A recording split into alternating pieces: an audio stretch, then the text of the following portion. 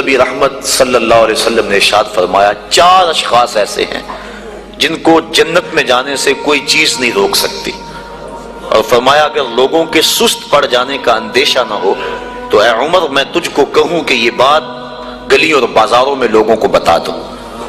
اور پھر حضور نے ان 4 اشخاص کا تذکرہ کیا۔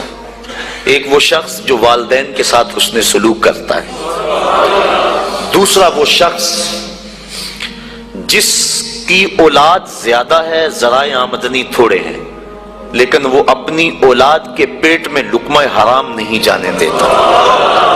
جب ذرائع آمدنی زیادہ ہوں اور پھر حرام سے بچنا یہ بھی بہت بڑی سعادت ہے، لیکن جب ذرائع آمدنی بھی تھوڑے ہوں اور اولاد بھی زیادہ ہو تو پھر حرام سے بچنا یہ بڑا مشکل اور آزمائش کا مرحلہ ہوتا ہے۔ تو جو اس موقع میں رزق حرام سے بچا، قیامت کے دن حضور کے فرمان کے مطابق جنت میں جانے سے اسے کوئی شے نہیں روک سکتی۔ اور ہم صحابہ کی زندگیاں دیکھتے ہیں، فجر کی نماز ہوتی ہے، ایک صحابی جلدی سے اٹھ کے چلے جاتے ہیں۔ ایک دن آقا کریم نے پوچھا کہ ابو درداء کیا بات ہے؟ تو حضرت ابو درداء نے عرض کی حضور آپ جانتے ہیں آج کل مدینے میں کھجوریں پکنے کا موسم ہے اور سحری کے وقت ٹھنڈی ہوائیں مدینے کی سرزمین کو سلام کرنے بھی آتی۔ میرے ہمسائے کے صحن میں ایک اونچا لمبا درخت ہے کھجور کا جس کا جھکاؤ میرے گھر کی سمت ہے، اور جب ہوا چلتی ہے تو اس سے کھجوریں ٹوٹ کے میرے ویڑے میں گر پڑتی ہیں۔ میں جلدی جلدی اس لیے چلا جاتا ہوں کہ بچوں کے اٹھنے سے قبل وہ کھجوریں اٹھا کے ان کے گھر میں پھینک دوں، کہیں ایسا نہ ہو کہ میرا بچہ کوئی کھجور اٹھا کے اپنے منہ میں ڈال لے۔ یہ صحابہ کا مزاج۔ اور ہماری سڑک سے گنے کی ٹرالی گزر کر تو دیکھیں، ہم بچے کو شاباش دیتے ہیں کہ بڑا دلیر نکلا ہے۔ جس کو آج آپ حوصلہ افزائی کر رہے ہیں کل بڑا ہو کے ڈاکو بنے گا، کل بڑا ہو کے راہزن اور لٹیرا بنے گا۔ اولاد کی تربیت کے باب میں یہ بات ہے کہ اگر وہ گناہ کا ارتکاب بچپن میں بھی کرتے ہیں تو ان کی وہاں حوصلہ شکنی کی جائے تاکہ ان کے دل میں گناہ سے نفرت پیدا ہو جائے۔ تو حضرت ابو درداء نے عرض کی حضور میں اس لیے جلدی چلا جاتا ہوں کہ ہمسائے کے گھر سے جو کھجور کا درخت ہماری سمت جھکا ہوا ہے اس کی کھجوریں جو گرتی ہیں میں ان کو اٹھا کے ان کے صحن میں پھینک دوں تاکہ کہ میرا بچہ وہ کھجور اپنے اندر نہ لے لے۔ اور آپ جانتے ہیں کہ حضرت امام حسین رضی اللہ تعالیٰ عنہ مسجد نبوی میں آئے، صدقے کی کھجوروں کا ڈھیر لگا ہوا تھا، بچے تھے، کھجور اٹھا کے انہوں نے اپنے منہ میں ڈال لی۔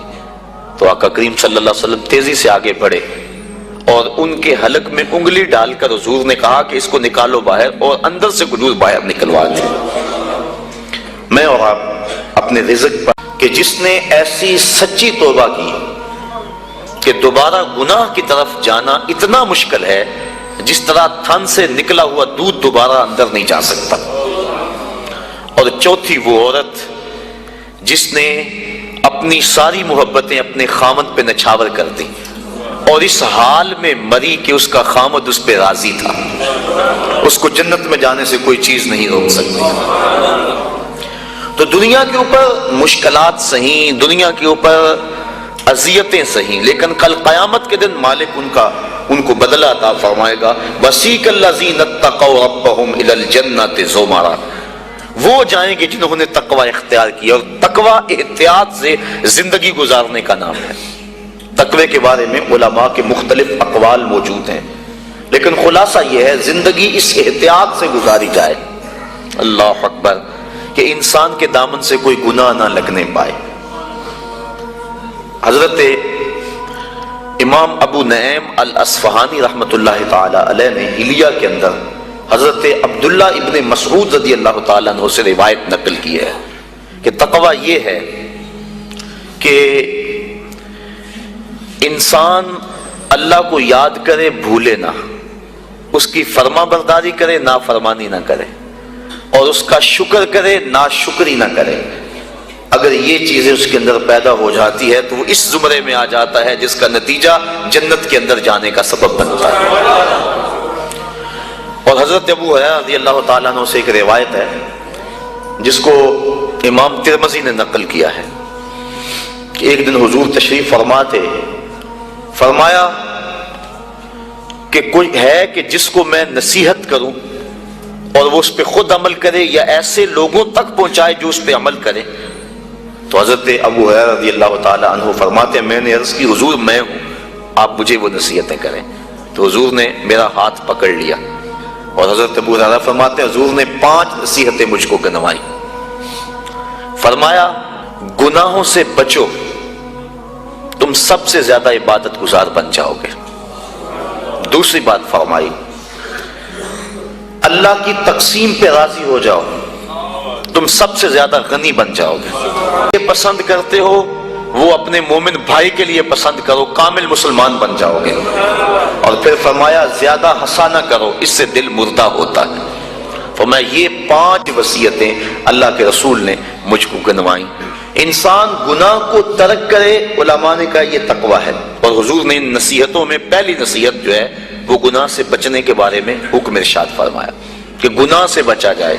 نیکی کرنی، اچھائی کرنی بہت بڑی دولت ہے، لیکن گناہ سے بچنا یہ اس سے بڑی سعادت ہے، کیونکہ گناہ کرنے سے اللہ ناراض ہو جاتا ہے، اور تقوی اللہ کی ناراضگی سے بچنے کا نام ہے۔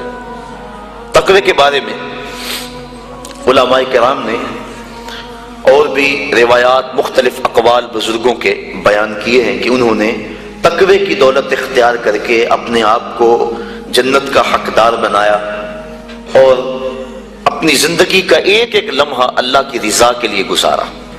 آج ان کے لیے جنت کے دروازے کھلے ہوئے ہیں اور فرشتے ان کو سلام علیکم کہہ رہے ہیں اور ان کی سابقہ زندگی پر آفرین کر رہے ہیں کہ تم نے اچھی زندگی گزاری، کہ کفاف تھوڑا تھا، ذرائع آمدنی کم تھے، اولاد زیادہ تھی، جس منصب پہ تم بیٹھے تھے تم اپنے وسائل کو بڑھا سکتے تھے، لیکن اس میں آمیزش ہوتی حرام کی، لیکن روکھی سوکھی تم نے کھا لی، اور زندگی کی مشکل گھاٹیوں سے تم نے گزر کے یہاں تک اپنا پہنچاؤ کیا۔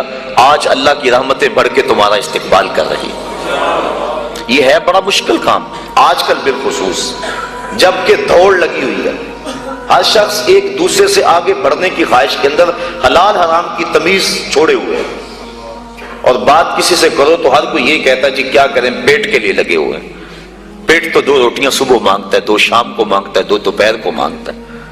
پیٹ کا اتنا لمبا چوڑا مطالبہ نہیں ہے، صرف ہم 2 دنی 4 کے چکر میں پڑے ہوئے ہیں۔ جو بندہ جہاں ہے وہاں وہ راضی نہیں ہے۔ اور اس حدیث کا جو دوسرا ٹکڑا ہے، حضور کی جو دوسری نصیحت، اس میں یہ فرمایا گیا اللہ کی تقسیم پہ راضی ہو جاؤ، سب سے بڑے غنی ہو جاؤ گے۔